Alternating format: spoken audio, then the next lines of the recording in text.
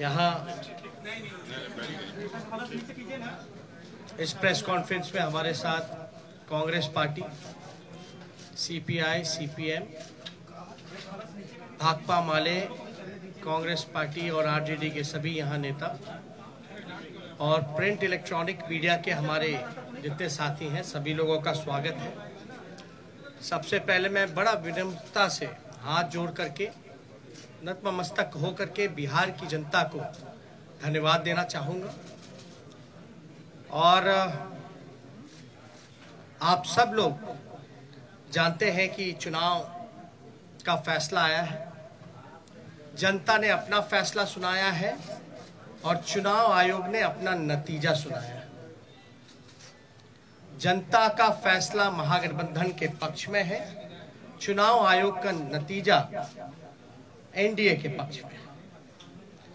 आप सब लोग ये समझ सकते हैं कि जनता का जो जनादेश है और जो नतीजा इलेक्शन कमीशन का है, नतीजे और फैसले का बड़ा अंतर है।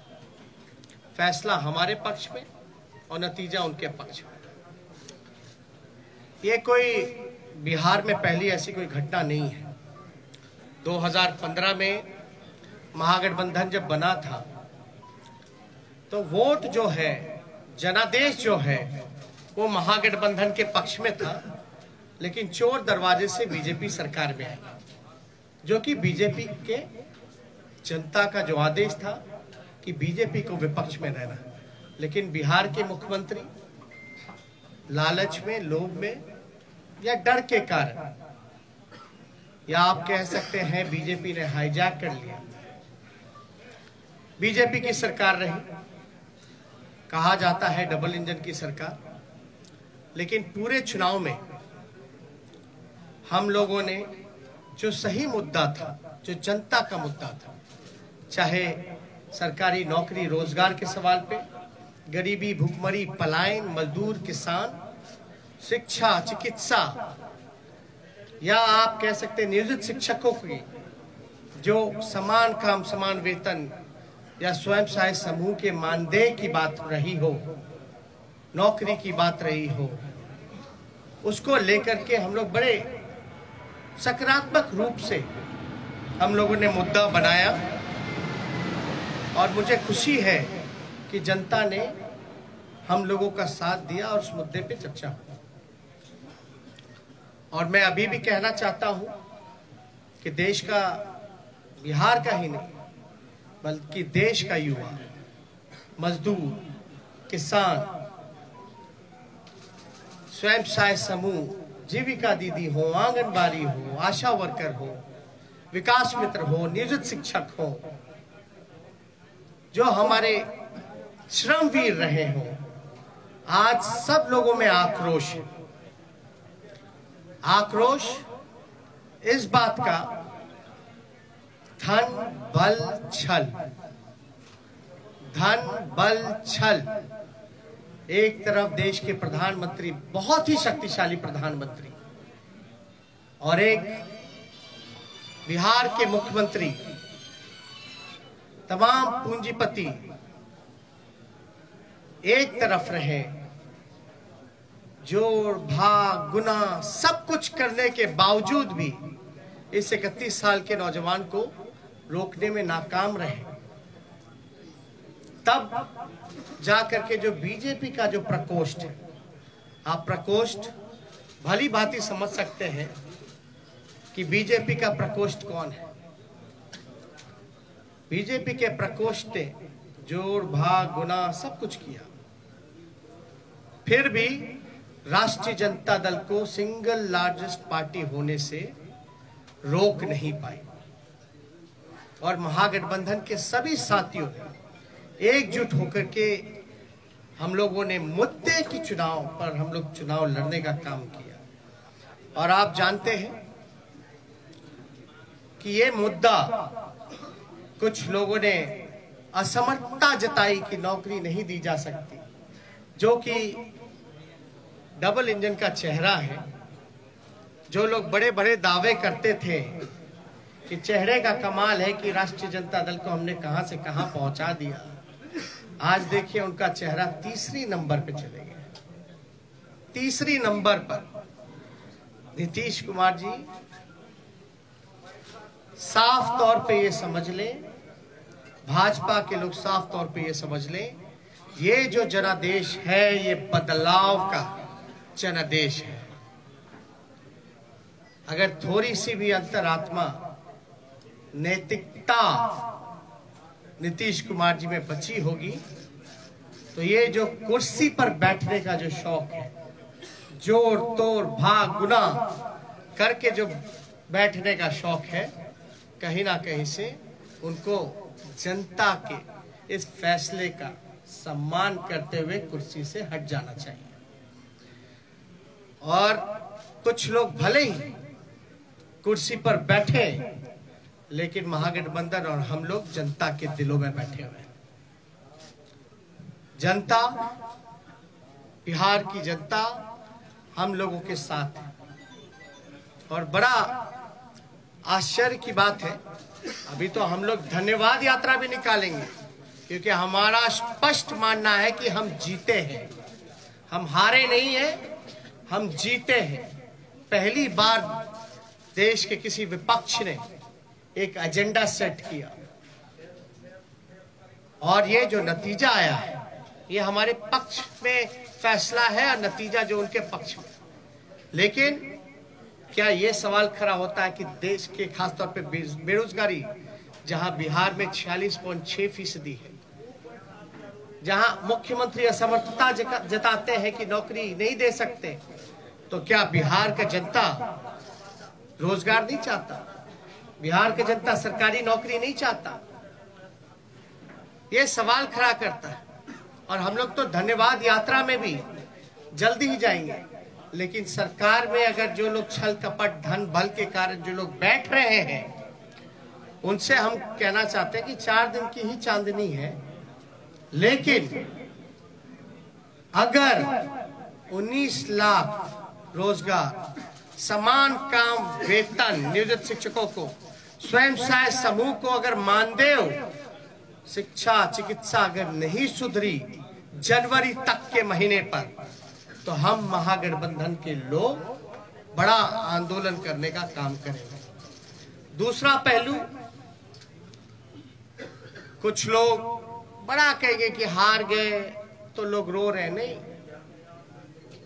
हम लोग रोने वाले लोग नहीं हैं, हम लोग संघर्ष करने वाले लोग, जनता के बीच रहने वाले लोग, सबको साथ लेकर के चलते हैं। जहां भी रहेंगे जनता की आवाज को बुलंदी से उठाते रहेंगे। लेकिन आप सब लोग देखिएगा कि आखिर कहां जोर तोड़ भाग गुना हुआ। तो कुछ सवाल है, हम आपको counting of postal ballot papers की प्रक्रिया बता दें। काउंटिंग पोस्टल बैलेट में एक दिन पहले ही राष्ट्रीय जनता दल के पेज से एक वीडियो जो है एक जारी किया गया था, ठीक चुनाव से पहले। उस वीडियो में साफ तौर पे दिखाया था कि रात के अंधेरे में आरा में रात के अंधेरे में एक गाड़ी निकली, उस गाड़ी में पोस्टल बैलेट के बक्से निकले। चुनाव आयोग बताए कि रात में कोई भी ट्रांसपोर्टेशन, चुनाव के वोट बक्से कोई इधर से उधर ले जाया जा सकता है, नहीं ले जाया। और अगर आप इन्हीं के लॉस की बात करें इलेक्शन कमीशन का कि क्या प्रोसीजर होना चाहिए, counting of postal ballets paper 15.15.4 इनका पॉइंट है, उन्हीं का इलेक्शन कमीशन का।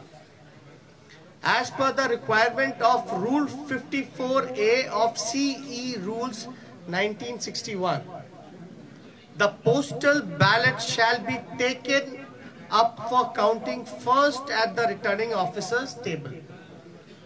मतलब पोस्टल बैलेट की गिनती जो है उसकी प्रक्रिया पहले होनी चाहिए।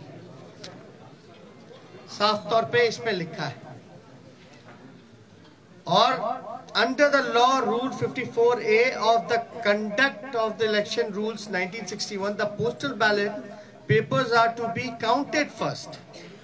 It is clarified further that it is not necessary to wait for the counting of postal ballots to be completed before counting of votes recorded in EVM starts. मतलब आपको जरूरी नहीं आप इंतजार कर सकें, आपको प्रक्रिया जो है समांतरण शुरू कर देनी चाहिए। वोटों की, पोस्टल बैलेट की वोटों की गिनती पहले ही शुरू कर देनी चाहिए। ये मेरा नहीं है, ये तो चुनाव आयोग का है। After a gap of 30 minutes from the commencement of counting of postal ballot papers, the counting votes of EVM can start. और 30 मिनट के बाद आप ईवीएम की जो प्रक्रिया है वो चालू कर सकते हैं। Counting of postal ballot papers shall be done at returning officer's table. All postal ballot papers received by returning officer should be brought before him, her. Only such postal ballot papers are received before the hour fixed for commencement of the counting shall be counted. तो इसमें साफ तौर पे ये जिक्र किया गया है कि प्रक्रिया जो है पोस्टल बैलेट की पहले होनी चाहिए। और जरूरी नहीं है कि आप जो है पहले ईवीएम के ही करिए, आप पोस्टल बैलेट पहले काउंट कीजिए, उसके 30 मिनट बाद आप ईवीएम की गिनती चालू कर सकते हैं। एक और है 15 पॉइंट, पेज नंबर 260 में जाके देखिएगा। In case the victory margin is less than total numbers of postal ballot received, then there should be a mandatory re-verification of all postal ballots in the presence of observer and the RO. All the postal ballots rejected as invalid, as well postal votes counted in favor of each and every candidate shall once again be verified and tallied. The observer and the RO shall record the finding of re-verification and satisfy themselves before finalizing the result. The entire proceeding should be videographed without compromising the secrecy of ballot, and the video cassettes, CD should be sealed in a separate envelope for future reference. इसमें साफ तौर पे है कि आप चाहे postal जो invalid हो या वैलिड हो, आपको ऑब्जर्वर और इन सब के सामने जो है वीडियोग्राफी करा करके इसका सीडी भी जितना वीडियोग्राफ्ड है, कैसेट्स है, इन सब को सील करके रखा जाए। और ये सील का जो ड्यूरेशन होता है ये बड़ा इंटरेस्टिंग है। चुनाव नतीजे के 40 दिन तक इलेक्शन कमीशन को ये अनुमति है कि वो पोस्टल बैलेट्स को जो है सील रख सकते हैं। आप शिकायत जो होगा आपको सेटिस्फाई करना है। You have to satisfy all the candidates whether if they have doubts, because ये इलेक्शन कमीशन की ड्यूटी है। अब एक और इंटरेस्टिंग डेटा आप लोगों को हम बताना चाहेंगे। एनडीए को जो कुल वोट मिला 1,57,728। मैं दोहरा दूं, एनडीए का जो कुल वोट है 1,57,728, जिसका प्रतिशत निकल के आता है ऑल ओवर चुनाव का 37.3। महागठबंधन को वोट जो मिले 1,56,88,458, 1,56,88,458, जो कुल प्रतिशत महागठबंधन का निकल के आता है वो 37.2। हमें मिले 37.2 और एनडीए को मिले 37.3, यानी 1 पॉइंट का अंतर है। 0.1 का अंतर है, जो कि अगर वोट में अगर कन्वर्ट करें तो ये 12,270 वोट का अंतर, यानी एनडीए और महागठबंधन का कुल वोटों का अंतर 12,270 का है। अब 12,000 में वो उनको 15 सीट लीडिंग पे है, आगे है। ये आश्चर्य की बात है कि 12,000 में वो 15 सीटें जीत गए। और याद कीजिएगा, अद्भुत आंकड़ा हम आपको और भी देंगे कि पोस्टल बैलेट्स वोट कौन देता है? जो सर्विस में है, ज्यादातर शिक्षक लोग हैं जो कि एजुकेटेड हैं, वो लोग हैं जो जागरूक लोग हैं, जो जानते हैं कि वो पोस्टल से भी मतदान कर सकते हैं। और कई लोग ऐसे होंगे जो कई बार पोस्टल से मतदान किया गया होगा, एनवलप में करते हैं, बैलेट पे करते हैं। यानी जो जागरूक व्यक्ति है वही ये काम कर सकता है। आप एक पोस्टल को आप रिजेक्ट कर देते हैं, एक रिजेक्ट समझ में आता है, 10 रिजेक्ट समझ में आता है, 50 रिजेक्ट समझ में आता है। आप 900 पोस्टल वोट रद्द कर रहे हैं, 700 पोस्टल वोट रद्द कर रहे हैं, 500 पोस्टल वोट रद्द कर रहे हैं। और रद्द हो रही है तो ये चुनाव के उम्मीदवार का जिम्मेवारी तो नहीं है। रद्द किस वजह से किया गया और इतनी बड़ी संख्या में रद्द क्यों हुआ? जब हमारे कैंडिडेट्स ने जब मांगा रिटर्न में आरओ से कि लिखित में दीजिए कि आपने रद्द क्यों किया, आरओ की जिम्मेदारी है कि वो कैंडिडेट्स को सेटिस्फाई करे, जो कि हमने आपको गाइडलाइन में बताया। और किससे पूछ करके इलेक्शन कमीशन ने गिनती जो है लास्ट में पोस्टल का किया और रद्द करने का काम किया? पहले क्यों नहीं काउंटिंग कराई गई? किसके दबाव में? अगर जहां भी पोस्टल अगर बाद में काउंट हुए हैं तो हमारी मांग है, क्योंकि 40 दिन तक सील्ड रहता है, रिकॉर्डेड होने चाहिए, वीडियोग्राफी लाइए, वैलिड इनवैलिड बैलेट पेपर्स को सामने रखिए और रिकाउंटिंग कराया जाए। ये हमारे महागठबंधन लोगों की मांग है, उस पर रिकाउंटिंग कराया जाए। हमारी जो हार हुई 17 वोट से, 12 वोट से, 50 वोट से, 70 वोट से, 100 वोट से, 150 वोट से, लगभग 20 सीटों को हराया गया। ये कौन जवाब देगा? ये लोग बोलते रहे रोए रोए, लेकिन मेरा सवाल जायज है। चुनौती देता हूं बिहार के मुख्यमंत्री को, जो चोर दरवाजे से सत्ता हथियाना चाहते हैं, सत्ताधारियों को, कि पोस्टिंग पोल, एक सवाल का जवाब दे कि पोस्टिंग जो हुआ है बैलेट का पोल जो हुआ है वो पहले होना चाहिए या बाद में होना चाहिए? वही लोग बताएं। मेरा सवाल, अब बाद में हुआ तो किसकी गलती है? बस इतना सा मामूली सा सिंपल आंसर हम जानना चाहते हैं कि आप जो गाइडलाइंस है चुनाव आयोग का, साफ तौर पे इस पे लिखा हुआ है,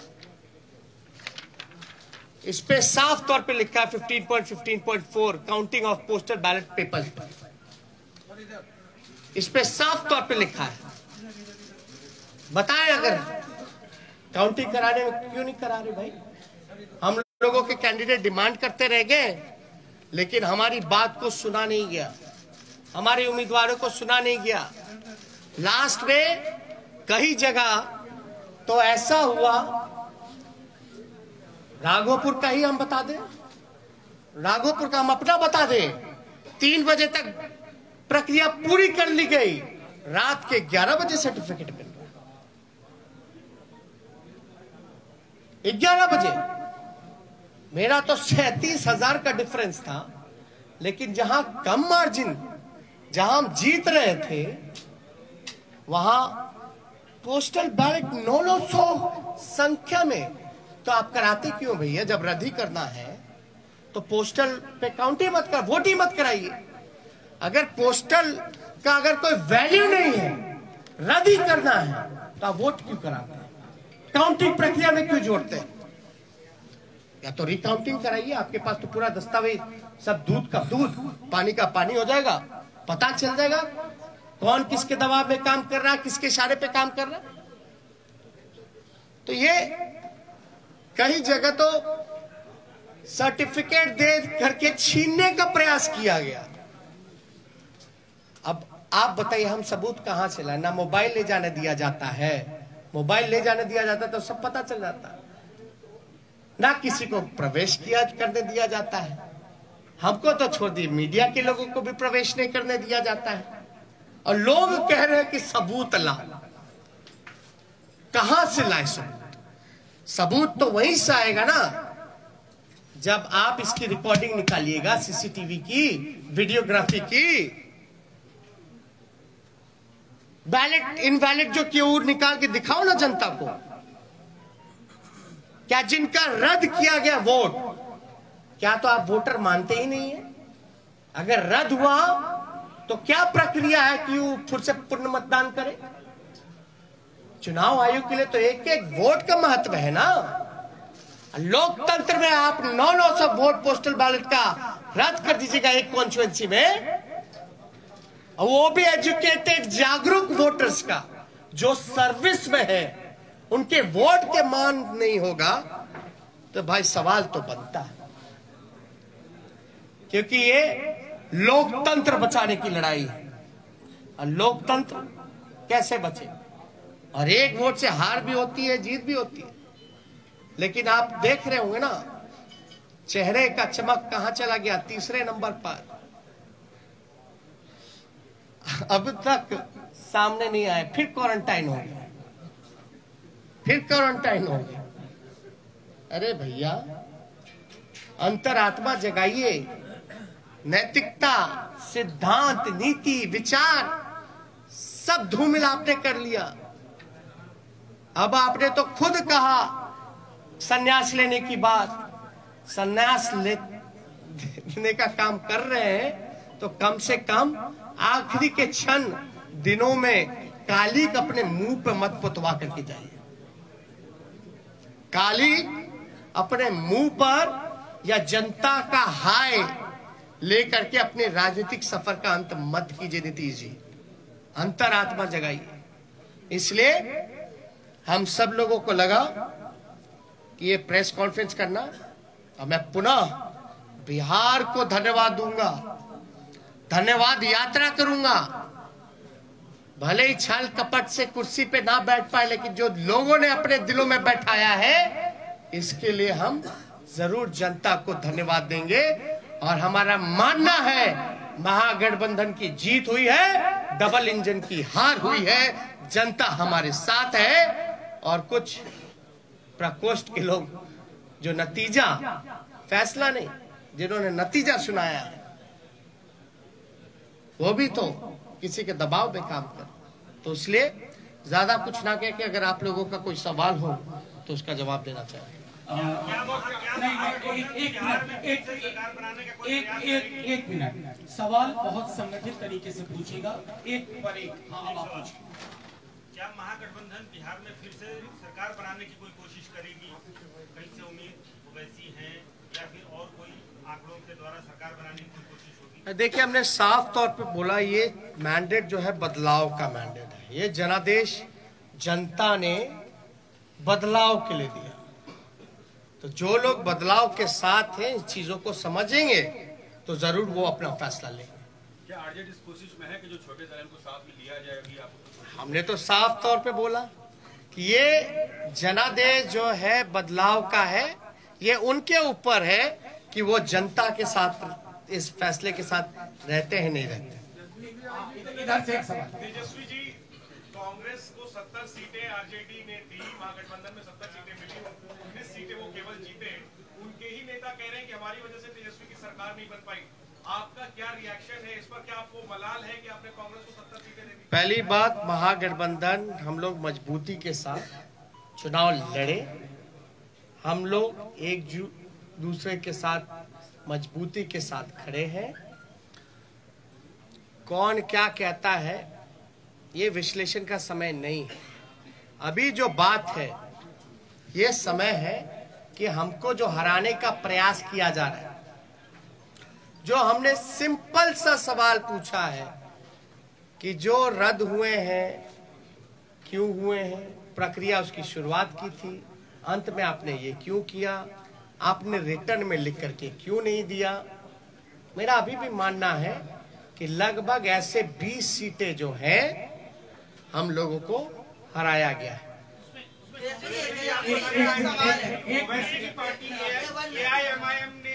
मिनट सुनिए एक मिनट, इनका वहाँ सवाल है, एक साथ पूछे ना। सवाल ये है कि 119 के आंकड़ों तक आपने छुआ, फिर 108 हो जाता है, फिर 110 पे उसको कर दिया जाता है। हम चुनाव आयोग 5 घंटे इतने में उलझा के रखता है, इसको लेकर क्या कहना है? और कहीं ना कहीं ओवैसी ने आपको जो है एक तरह से देखा जाए तो नुकसान पहुंचाया। नहीं, देखिए किसी के पास एक तो अपने ही गाइडलाइंस का, जब हमने आरा का एक एग्जांपल दिया कि रात में आप बक्सा लेके जा रहे हो आ रहे हो, वो क्या उचित है? क्या वो गाइडलाइंस को वो चीजें फॉलो करती है? वो तो एविडेंस हुआ ना, वो तो एविडेंस है। वीडियो में आपका आईडी कार्ड भी दिख जाएगा, बैलेट पे बक्से जो रखे हुए हैं स्टील के, उसमें नंबर भी दिया जाएगा, गाड़ी का नंबर भी मिल जाएगा। तो उसमें हम तो स्पष्ट रूप से मान रहे हैं कि हमको तो कम से कम 130 सीटें महागठबंधन को मिली है। 130 सीटें मिनिमम महागठबंधन को मिली है।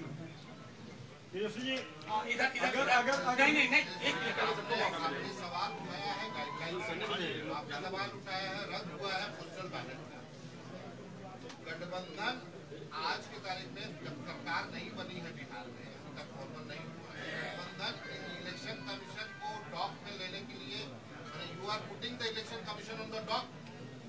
I have been asking simple question to release, to satisfy the candidates whatever their queries has.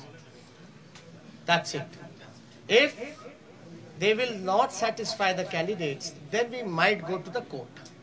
Sir, आपको लगता है कि ओवैसी पार्टी एआईएमआईएम ने आपको बड़ा नुकसान पहुंचाया है, खासकर अगर सीमांचल की बात करें? और क्या महिला मतदाताओं का रुझान इस बार भी आपके पक्ष में नहीं आया है क्या? ये बहुत ही अच्छा सवाल। हम तो कह रहे हैं हम 130 सीट जीते हुए हैं, हम तो बहुमत में आ गए, हम तो बोल रहे हैं कहां नुकसान पहुंचाया। दूसरी बात, साइलेंट वोटर्स, ये साइलेंट वोटर्स है कि इनविजिबल वोटर्स है? और साइलेंट वोटर क्या बोल रहा है? आप लोगों को कौन बोल दिया कि साइलेंट वोटर ने एनडीए को वोट दिया? हम तो जानना चाहते हैं। तब तो साइलेंट वोटर रहा ही नहीं ना। जब प्रधानमंत्री जी साइलेंट वोटर का जिक्र कर रहे हैं, उनके पर तो लोग बड़ा वोकल होते थे, अब साइलेंट हो गए।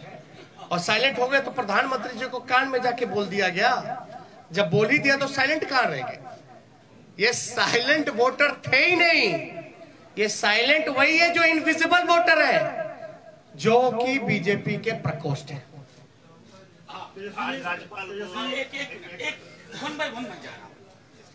तेजस्वी जी, नीतीश कुमार कहते हैं कि महिलाएं आज भी उनके साथ हैं, महिलाओं का साथ रहा इसलिए उन्होंने सत्ता वापसी फिर से करनी है। दूसरी बात, आप कह रहे हैं कि हमारे साथ अन्याय हुआ है, तो क्या न्याय पाने के लिए कोर्ट का दरवाजा खटखटाएंगे, सुप्रीम कोर्ट, हाईकोर्ट जाएंगे आप लोग? देखिए, कौन किसके साथ है, कहां किसके साथ है, लेकिन हमारे आंकड़े के हिसाब से जो कैंडिडेट वहां रहे, हम तो 130 पे हैं। हम तो ये कह रहे बिहार की जनता हमारे साथ है। आप क्यों जोड़ गुना भाग करा करके आप सरकार हथियाना चाहते हो? पहली बात, महिलाओं की जहां तक बात आएगी, तो जब सरकारी नौकरी मिलता है तो उसमें महिलाएं नहीं है? आप देखिएगा, महंगाई इतनी बढ़ गई तो क्या महिलाओं के किचन को इफेक्ट नहीं किया? सिलेंडर का दाम क्या है? घर का बिजली बिहार में सबसे महंगा है, क्या वो महिलाओं को असर नहीं करता है? ये महिला को अगर पहले नुकसान होता था अगर शराब का, घर का पैसे का, तो 200 रुपए का, आज नीतीश कुमार जी की वजह से जो ब्लैक मार्केट बन गया है वही 200 रुपए से ज्यादा 500 रुपए का घाटा हो रहा है महिलाओं को। तो कहां से उनके साथ महिलाएं भाई? ये सब केवल एक स्क्रिप्टेड प्रोपेगेंडा चलाया गया है, और जो कि इस इलेक्शन में ये जितने स्क्रिप्टेड प्रोपेगेंडा चलाने की कोशिश की गई, अरे आपने तो देखा इस चुनाव में इतने शक्तिशाली पीएम हो, मुख्यमंत्री हो, अब शब्द भी मेरे को कहा, मेरे परिवार को कहा, फिर भी हम आशीर्वचन के तौर पे हमने चुनाव लड़ा। तो कहां से आपका? देखिए सिंपल, मैं तो सत्ता में बैठे लोगों से भी पूछना चाहता हूं कि आप बताइए प्रोसीजर क्या है पोस्टल का, गिनती की क्या प्रक्रिया है, क्या वो फॉलो हुई है नहीं हुई है?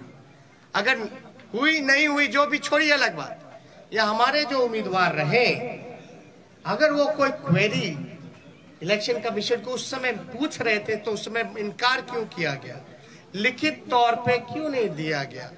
और अब हम सभी उम्मीदवार जो है लिख करके इलेक्शन कमीशन को भेज रहे हैं, और हमको तो सीडी भी चाहिए, वीडियोग्राफी भी देखना है।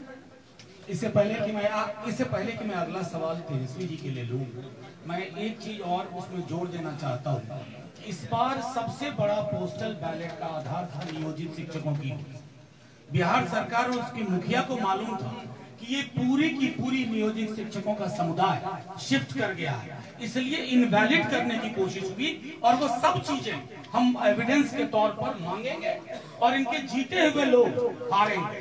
और एक बात, इनवैलिड करने का कारण जो हमको संदेह है ये है कि पोस्टल की जितनी भी काउंटिंग हुई है, एज एन एग्जाम्पल राघोपुर अगर लेते हैं, मेरे क्षेत्र का लीजिएगा, जहां हम 37,000 से चुनाव जीते हैं, जहां हम अच्छे से चुनाव जीते हैं, वहां भी पोस्टल में हम जीते हुए हैं लगभग 3 गुना ज्यादा से। एक एग्जाम्पल अगर रूनी सैदपुर का लीजिएगा, सीतामढ़ी का, तो वहां लगभग जो है 15 से 20,000 वोटों से हारे हैं, 25,000 से हारे हैं। लेकिन वो हारे हुए 15 से 20,000 क्षेत्रों में भी पोस्टल में एक तरफा हम लोग लीडिंग किए। यानी पोस्टल में जो मनोज झा जी ने कहा कि ज्यादातर पढ़े लिखे लोग शिक्षकों का, नियोजित शिक्षकों का रहा है, जिन मुद्दों के साथ हम समान काम समान वेतन दिलाने की जो बात कही थी, हमारे पक्ष में वो वोट मिले जिसको रद्द किया गया।